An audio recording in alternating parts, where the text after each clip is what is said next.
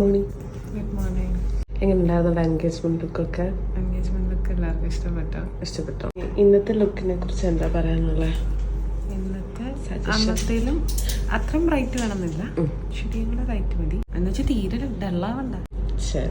അപ്പോൾ ഇതാ engagement look കഴിഞ്ഞ് വെഡ്ഡിങ് ലുക്കാണ് കേട്ടോ. ഐ മേക്കപ്പിൽ ഞങ്ങൾ ഇത്തിരി ഫോക്കസ് ചെയ്തിട്ടുണ്ടായിരുന്നു. കുഞ്ഞിക്കണല്ലേ. അപ്പം നമുക്ക് ഉടുപ്പിട്ടാലോ ബ്രൈഡ്? ഉടുപ്പിടാം. പറഞ്ഞു കഴിഞ്ഞില്ല, അതിന് മുന്നേ ഞങ്ങൾ ഉടുപ്പൊക്കെ ഇട്ട് ഇവിടെ ഇരുന്നു. ഇന്ന് ഇത്തിരി ഡള്ളാകാതെയും കൂടെ ചെയ്യണമായിരുന്നു. ഹെയർ ഏത് വേണമെന്നൊക്കെ വെച്ച് നോക്കി. മുകളിലോട്ട് എടുക്കുന്ന ലൈൻ ഇടുന്നത് കുറച്ചുകൂടെ കംഫർട്ടാണെന്ന് പറഞ്ഞു. എൻഗേജ്മെന്റ് ലുക്കാണോ ഇപ്പോഴത്തെ ലുക്കാണോ കുറച്ചുകൂടി ഇഷ്ടമായത്? ഒന്നും കൂടി ഇഷ്ടപ്പെട്ട ഈ ലുക്കാണ്.